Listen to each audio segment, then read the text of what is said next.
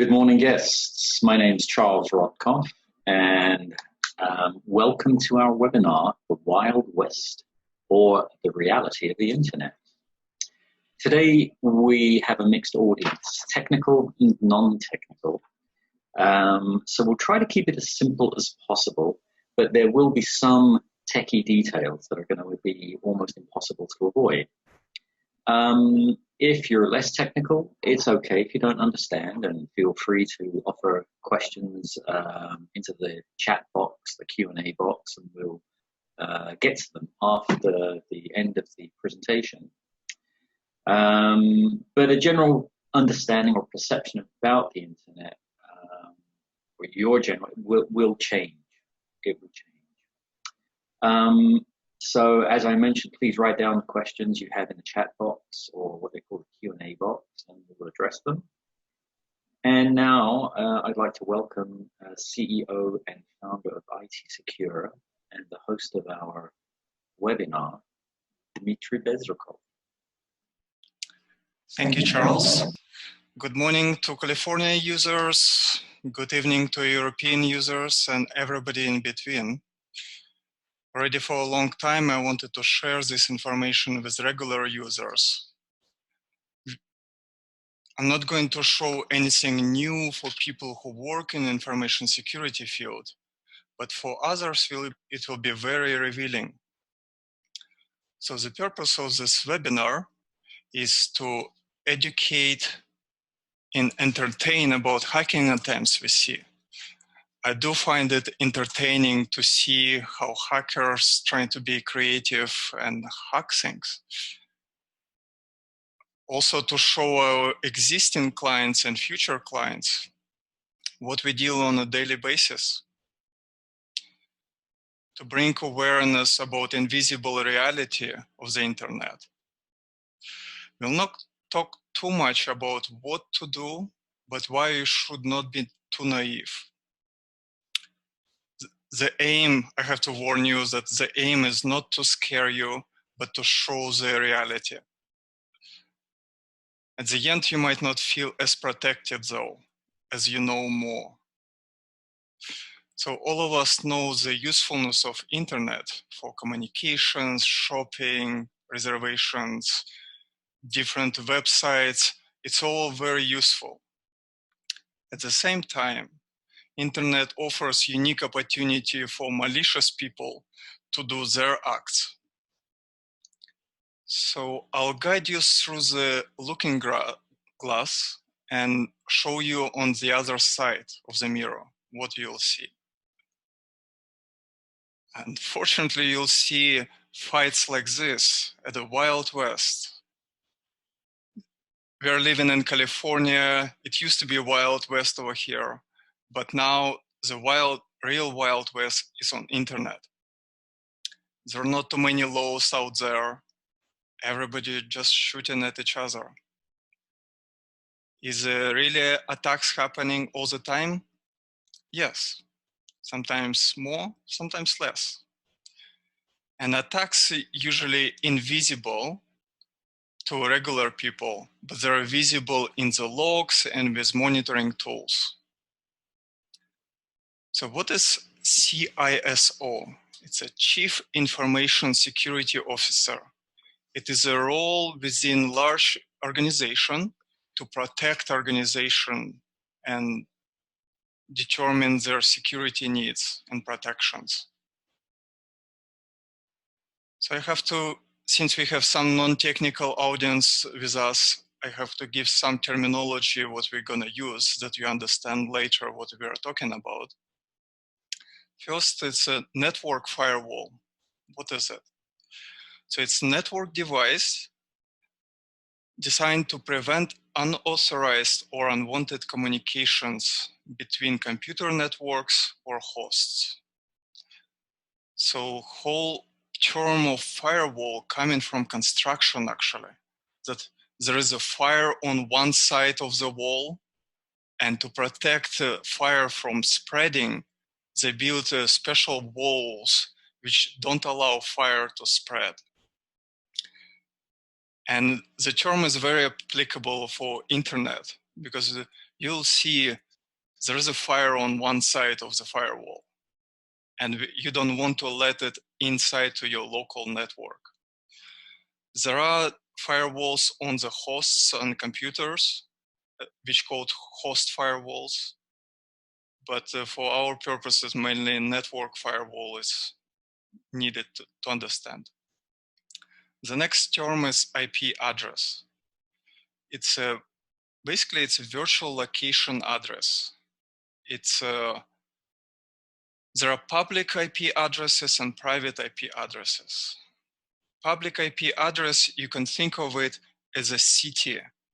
For your post mail to be delivered first to the city, public IP address, and then it gets delivered to your home address, private IP address. And ports are virtual connection entrances or exits. You can think of it as a IP address being physical address and ports being doors and windows of your house. So indicators of attacks. It's all the records of malicious attempts. And that's what we are actually gonna show you. Some attempts which are not needed. They're malicious in intent, but they're not successful yet. So indicators of compromised, it's when it's already indicators of possible successful malicious infection, when attacks were successful and something got compromised. So security professionals do look at those factors. Now let's look at the client and server relationship that you need to understand. Your regular laptop computer is behind the local firewall, and it's separated from internet. Nobody directly from internet can connect to your computer. It's more connection one way. And your firewall could be protecting you. Also, your internet server provider could protecting you. The server is on another side. It's connected to internet sometimes, not always. It doesn't have to be connected to internet. But often, if your website needs to be reachable through internet to everybody, it means you can connect. It means hacker can connect too. So servers are much more exposed to the internet activities. Of course, corporate servers, they're just way behind their firewalls and way protected from regular users. So the attacks are visible on personal computers, maybe not as many, but you can see it through skillful spam emails and phishing. It's a big separate topic for webinar. Viruses in the emails. Emails are a favorite way to distribute viruses these days. When antivirus blocks something and scans your computer, you can see some malicious activity. And when you suddenly go to malicious or infected website, websites don't have to be malicious in the beginning. They can be legitimate, but they can be infected with malware.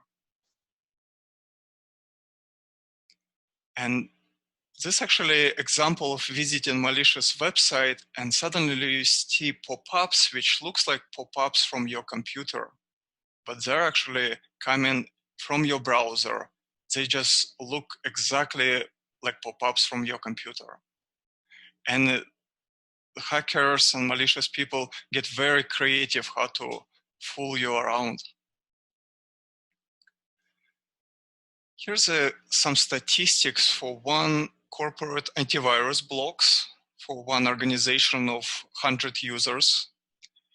And you do see that on a regular basis, people either go to malicious sites which gets blocked by antivirus, or they receive the virus, or they open a virus. So regular users still not cautious enough, and naive enough about what's going on out there.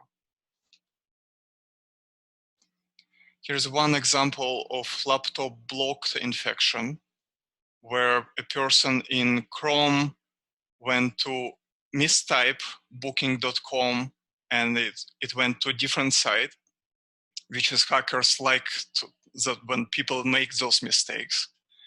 And it's suddenly your Chrome start connecting, reading files, 200 files, writing to 44 files, and connecting to 200 IPs. So you see antivirus actually tracks all those activities and can block it, especially when it starts connecting to bad side. So there are different kind of server-side attacks, many, and I'm not going to educate you about all of them, but some of the common ones, it's a brute force attack, it's a trial and error method, consecutive guesses used to obtain information such as user password and personal identification numbers. You can think of it if your mail server is exposed to internet and you're using password authentication there, and hacker can connect to it and he can try to guess your password for mail unlimited times if hosting provider doesn't stop them from doing it with a brute force protection after 3 failed attempts, like blocking them, for example. So it's basically guessing and trying to get in through your credentials. And if a hosting provider doesn't have that protection, if you look at the logs, you just see non-stop attempts trying to brute force the accounts because nobody can stop them and hackers don't do it manually. It's all automated. So another common attack is distributed denial of service.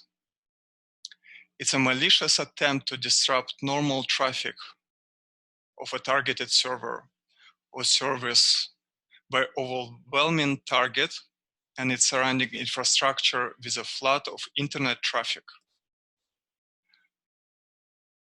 The reasoning behind taking somebody's website or somebody's service is unclear. Different motivations could be moving them, but it's fairly common actually, because it's fairly easy to generate 1,000 requests per second from special software and just take your website down. It's hackers just have fun doing it. I don't see sometimes other reasons why they're doing it. And application attacks, there are many different kinds of application attacks. Code injection, like when you see a comment on your website, you think it's for comment, and hacker think he can inject some code in it and see what happens. And he can try to inject different type of code and see what happens. Can he break in? Can he actually get to your data without any authentication at all? SQL injection and so forth. So some sensitive data get exposed and broken access controls and cross-site scripting. List goes on and on, what they can try to do. Here are some facts. So don't believe me what I say, but see for yourself what we'll show you. Here's a firewall blocking on the office network. If you look at the time, you see it's within 5 minutes over here. You see the action was blocked by our rule. So all of those requests were blocked. The source, it's different IP addresses from different locations. And destination, it's our local network, public IPs, and service, different type of connections, different ports they're trying to connect. So all of this happening automatically and non-stop. Here's another example of blocking, very regular blocking 2 to 6 requests each second, which is not meant to, it's not a normal traffic trying to come in. You still see everything is red, it's a blocking, and it's a service, it's a which port is trying to connect. The source, it's a where it's trying to connect from, and destination, it's our IP. So everything gets blocked over here. And you see by the time also it's happening like several times a second.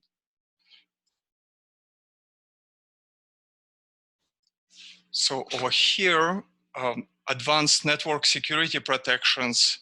And we started at the bottom just to show you amount of malicious activities going on. So viruses, it's 27 million viruses known. And antivirus companies don't have to create their viruses. It's at a certain point, it was a myth that antivirus companies create the viruses and that they protect people. They don't have to. Other people do create viruses, and there are plenty of those.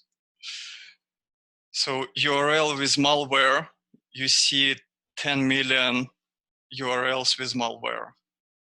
And different botnets, it's actually networks of infected computers which are connecting to controlling server. And hackers can infect your computer without you knowing it. And they control and can try to be undetectable on your computer, but at the same time, try to trigger some traffic from your computer to other attacking other servers. And here's an example of mail logs with turn off brute force protection for vulnerability scanning. So sometimes we scan our servers for vulnerabilities. To do that, we turn off some protections. And as soon as you turn off some more protections, you just see it's non-stop attempts to try to brute force your mail server. And it gets blocked. It takes them a while, but if there is no brute force protection, eventually they'll guess your password. They'll break in. If to draw a parallel with physical and virtual cybersecurity, you can imagine in your home right now, to your window, there's 10 people looking inside and see what they can see, and can they steal something? Is there something precious? It's a little bit uneasy in the virtual world. And every time I see those firewall logs, it still shocks me how much people are trying to go through. So we use some block lists. Block lists is industry, security industry sharing lists with each other of malicious IP addresses and reputation information. So we are using some block lists which has about 100,000 malicious IP addresses which were active last 48-hour period. So you just, these numbers are still shocking to me also. Like 100,000 malicious IPs which have been active last 48 hours. And every day we refresh those lists, but they're not getting smaller every day. So you just see from how many infected websites or locations attacks are happening. There are many block lists out there we use most authorized sources. They're known in industry, DShield, and many others.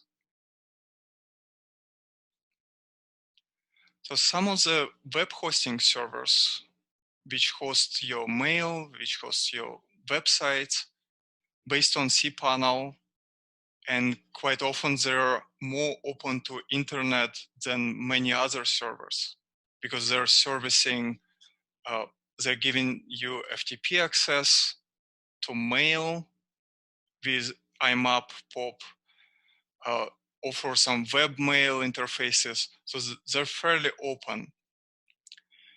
And on those servers, we had the most probably attacks because there is more windows and doors open for normal users to connect.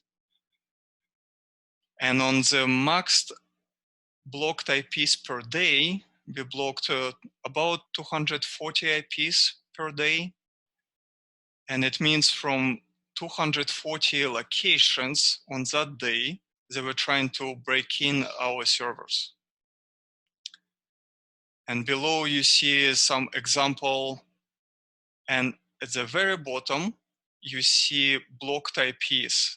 So they actually tried to connect from Iran, Brazil, and India to the same account from different locations. So let's look more closely to this kind of alerts. So at the top, you see our security settings, which is after 3 failed attempts, we block temporarily IP for a certain time. If it gets blocks 3 times temporarily, we block it permanently. At the bottom, you see different IPs again from China, France, and IP locations can be hidden with anonymizers networks. And it's hard to see where they're really coming from. It could be botnets of infected computers. It could be security cameras infected, which are used to hack other places and attack other places. It could be infected laptops, or it could be infected or cloud servers. Hackers rent servers on the cloud these days and use them for attacking. Or they can infect your server. They can break your website and attack from your host to other sites. And you see, actually, if you don't have a brute force protection, nobody can stop them. They just try all the time automatically. Once you have a brute force protection, they still try to be clever. They're still trying to bypass your rules and how quickly they attack. For example, you see, this is an example of very slow distributed attack. They first of all connected from different countries. And secondly, if you see at the time, it's not immediate. There is a certain speed how they were trying to slow down that your security protections don't detect them. And we have 1,000 examples of this. So if you need more proof, please reach out and we'll give you more examples like this. But you see this example again from Korea, Egypt, Argentina, blocked.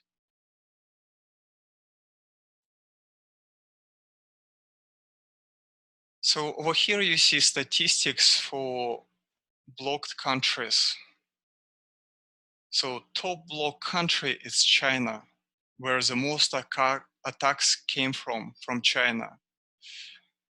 Then you see from Brazil, from US, from Russia, and so forth. And we are talking about from China on our servers. Even we already had block lists for 100,000 malicious IPs, we still get more attacks after those IPs, not from those malicious IPs, but from other IPs. And you see over 3,500 blocks on our servers. from China only. Here is some statistics for last 12 months. And you see in the yellowish color, it's a permanent blocks. In Bordeaux color, it's a temporary blocks. Here's the last 30 days statistics. And you see attacks are not happening every day, but they're happening all the time, and different days, different number of attacks happening. So by now we already blocked 270 IPs permanently on our servers. And the logs are not human friendly, but this is how computers store information inside. And once in a while, you need to open something to the public for whatever reason. And this is an example from 2018. We had to open temporarily management interface to public internet. And in the log, you just start gathering statistics, how many failed attempts to connect to that. So usually you don't open management interface to the public internet because that's a primary target for hackers. You have a brute force protection. You have all these different layers to protect yourself. You have a strong authentication, not just password, but SSH keys authentication and so forth. But still you see like 1 month, 3,000 attempts to connect. They don't get in because we have other layers of protection, but you see in the logs what users are even trying to connect to. So in these logs, you see Boo user, CentOS, cloud, and from that specific IP. And I find it entertaining. I know that we are protected, but to see all these attempts, it's entertaining for me. And the same things you see in the logs for mail servers. If a mail port is open to public internet, they will try to connect to it and brute force your account and see whether they can break in.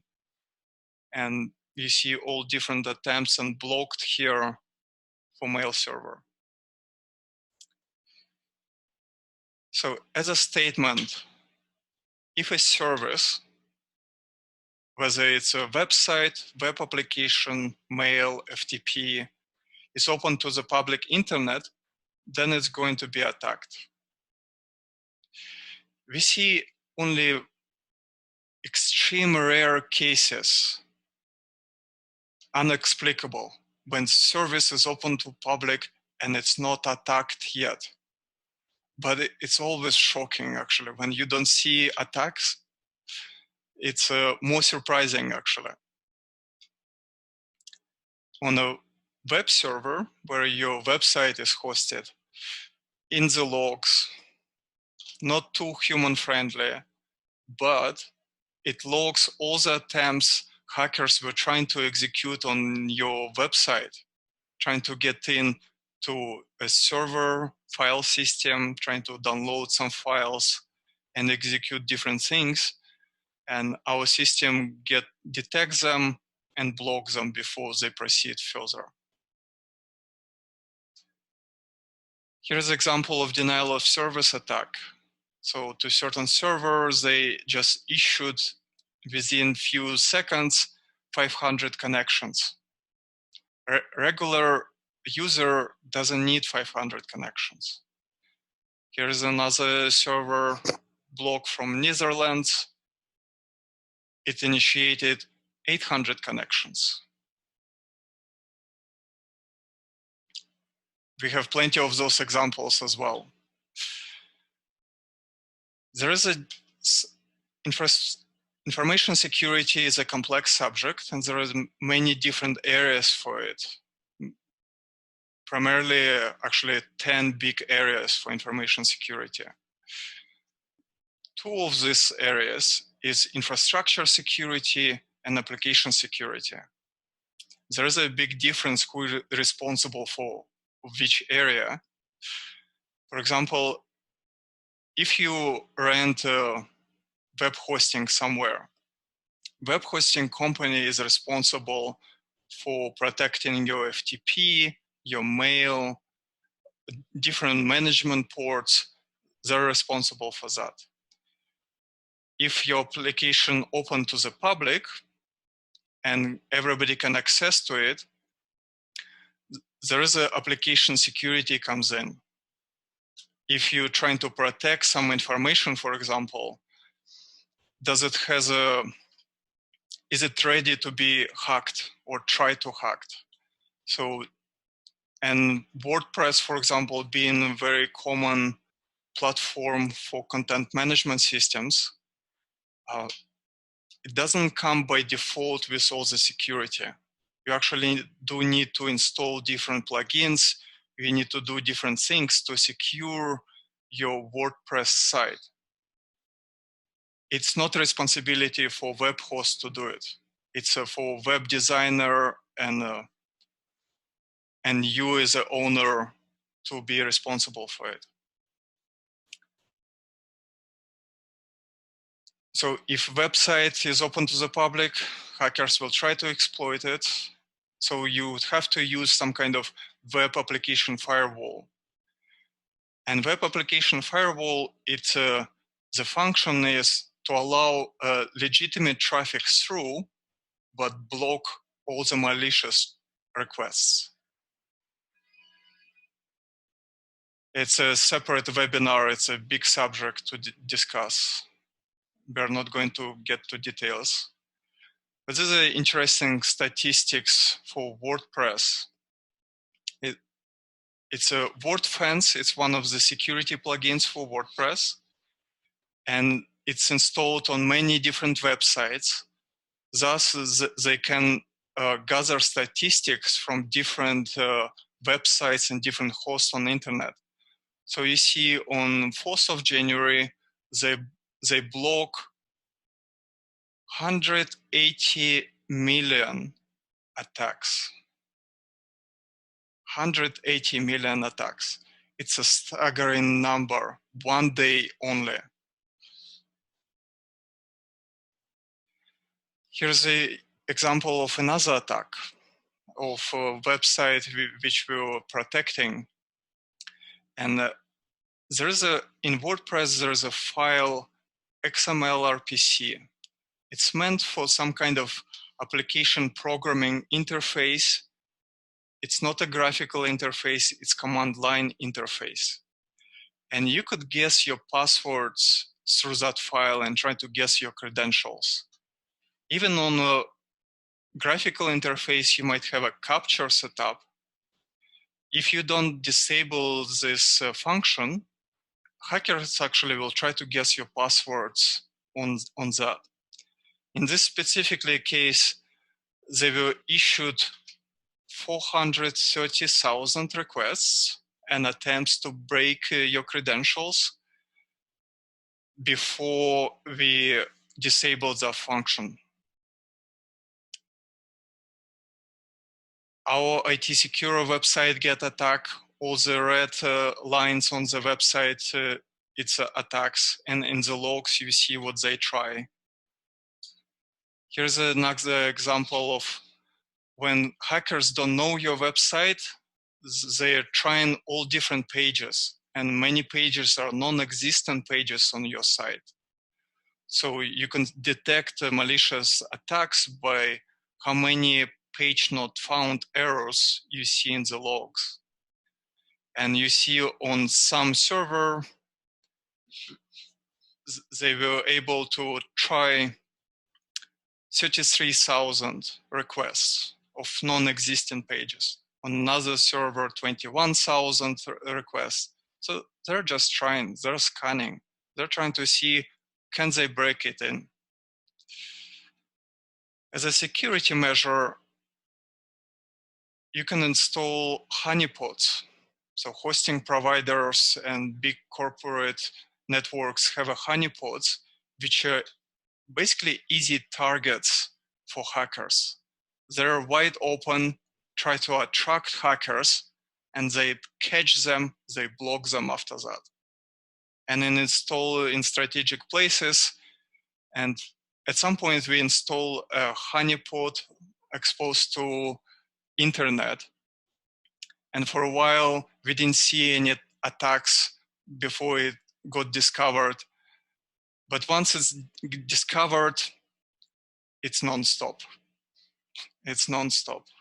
Attempts to scan your ports, see what's open, try to break in whatever is open.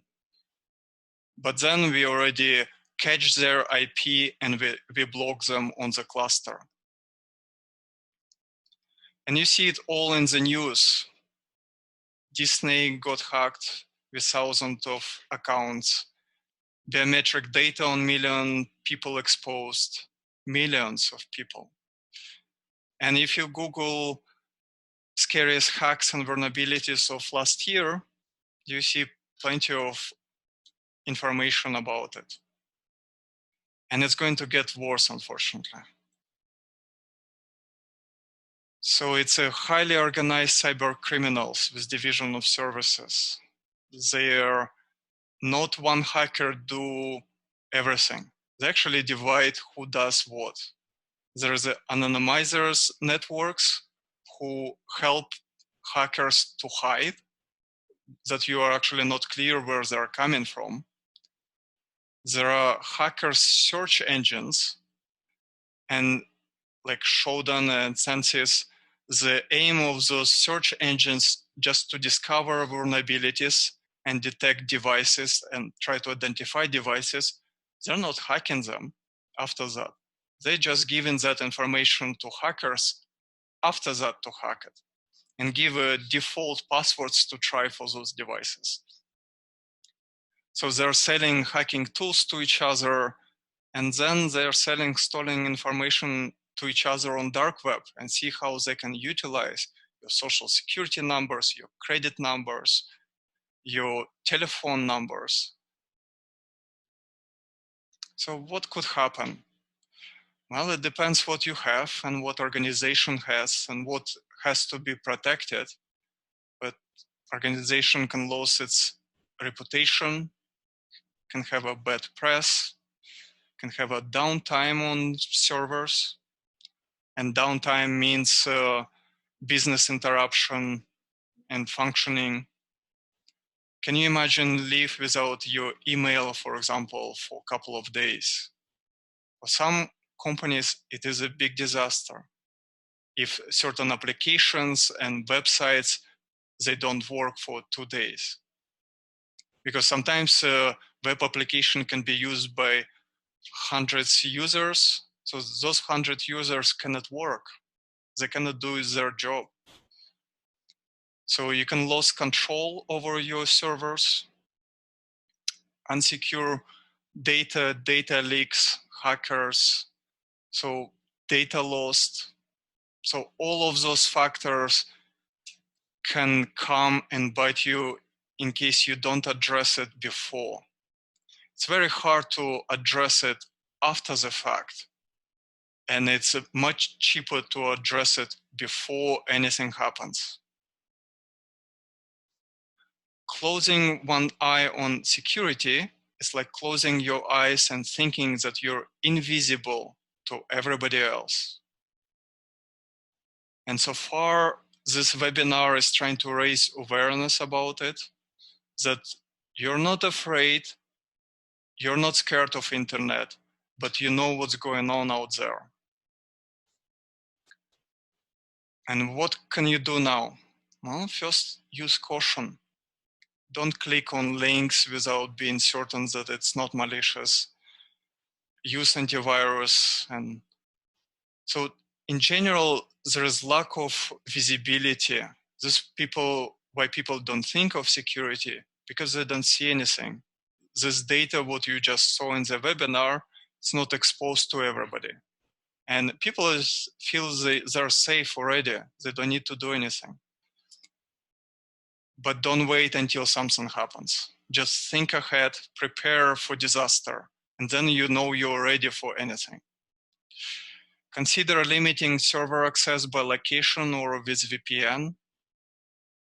Organizations have to classify their data, whether it's a public data, private data, confidential or highly confidential. You can classify your data on many different levels, but this is a commonly used classification. Don't have just one security protection and rely on it. Have several backups, have several protection for authentications,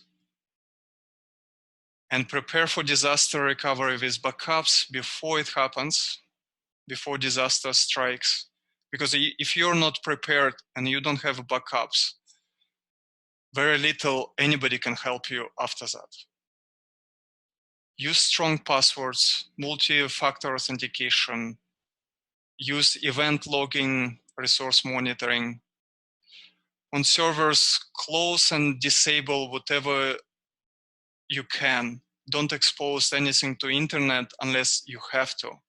Close unnecessary ports and services. Use security monitoring, use web application firewall. Find basically desired balance between costs and usability and security. That's a triangle. If you want more security, it's usually costs. And sometimes security comes at the cost of it's less usable also. For example, your web application available only from your office, from specific IP. It's more secure, but less usable. And talk to your in-house chief information security officer or your security consultant.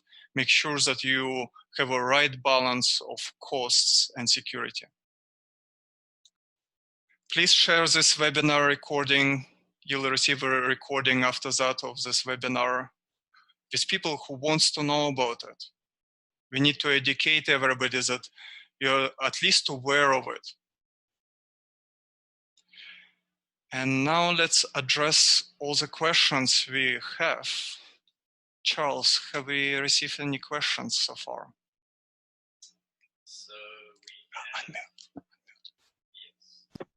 So we have a question from Laura, and she says, recently I changed from Mac to Windows because I told I won't need antivirus with Mac.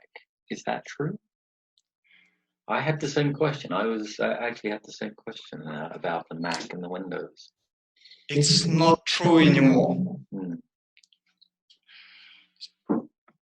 It's not true anymore in the sense that there is more virus right now aimed at Macs. And also Mac has a better security as Windows, but it doesn't mean it's not vulnerable. If you go to malicious website with your Chrome, it will try to infect. So Mac has more protection, but please do use antivirus on Mac as well. Do you have some suggestions for good antivirus software for Mac? So there are many antiviruses out there. There are leaders of the market and there are others. I would not recommend specific solution right now, but you just install one. The differences between them, sometimes more, sometimes less, but they have a similar set of features. But some, of course, antivirus like Sophos, Kaspersky, Trend Micro, they have more features, but just install one and have at least something. Okay, so that would answer Laura's second question. What can I do to protect my Mac? Do you have any suggestions? And that, I think we just addressed that. Antivirus is just part of protection. It's not the whole protection. It really depends what you have. And for example, full disk encryption. I think all the laptops should have it. And on Macintosh, it's very simple to do. Just go to your security preferences and enable firewall. And it basically protects you if somebody steals your computer. It's not a virus. They just stole your computer, and your data will not be available to them. Your drive is encrypted, and they cannot attempt. So another thing, enable Mac has a firewall, host firewall on itself. It needs to be enabled. The same way you protect your network from malicious traffic from internet, you want to protect your Mac as well. So there is a host firewall on Mac, needs to be enabled. There can be encrypted containers, there can be password managers, there are all these different measures can be implemented for personal users as well. Okay, so it looks like we have another question from Catherine. And she's asking, what is a strong password and how often should the password be changed? In general, password authentication, it's a fairly weak form of authentication already, in general. But unfortunately, they're not disappearing so easily. So we will have passwords for a while still. And it's different systems can be used to manage your password. First of all, you should have a password manager. In modern days, you have so many websites, different passwords everywhere. It is a big subject, passwords, and it's a subject for separate webinar about passwords. But use password manager and randomly generate your passwords. And your passwords will be available on your phone, on your computer. They will be available, but they actually will be too strong for you to remember, and different passwords everywhere. That's the best practice, auto-generation. But if you have to remember the password, use, and it also depends whether password is used in combination with certificate or not, because there are different kinds of passwords. Sometimes you have a password to protect your certificate, which actually does authentication for you. But in general, if you have to use computer password, for example, not a fingerprint or any other form of authentication, use 4 independent words, independent by meaning. You can put some special characters there, but your passwords ideally will be no less than 15 characters. Most of the time, people are too lazy to create good passwords. So they have a simple passwords and they use it on all websites. That's the worst scenario. And you're asking and waiting for trouble. Great, thank you. We have another question from Laura. She says she also has a website and she doesn't know how well protected it is. So your web host offers some protection, and depends on your web host and what kind of protection they have implemented. And it's I cannot answer right now to you what protections they have implemented without doing audit of them. But your responsibility for website, it's still application security. And it depends what kind of platform you use for your website. If it's WordPress or Drupal, so different plugins can be installed. And if you just Google how to protect your specific platform, and usually security doesn't have a limit. You can always do more. But if you don't even start, you're very much vulnerable. And first 10% of your effort covers actually about 80% of vulnerabilities already. So just start. Thank you.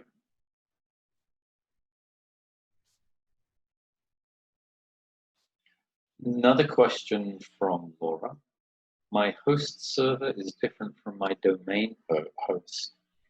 Can that make my website vulnerable? Can you repeat? My host server, my web server, is different from my domain host. The web host and domain host are different. Can that make her website more vulnerable? No. Usually your domain, your DNS hosting, and your website hosting are three different things, and all of them actually have to be protected on each level.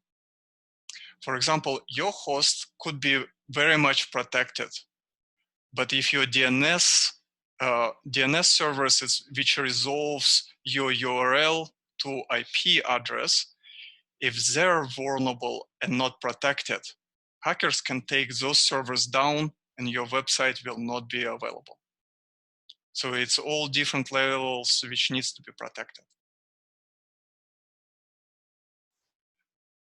Do we have more questions? No, but well, Laura's Laura, that spoke to Laura's question. She's very grateful for that. No, that looks like it. I think most of us have your email, so if there is more questions on this subject, I'm sure you'd be happy to receive emails or texts. Do you have anything else you want to add before we? Thank you for attending, and we're passionate about protecting people, and let us know whether we can help. Hopefully you find it useful and educational and learned something today. Thank you. Thank you.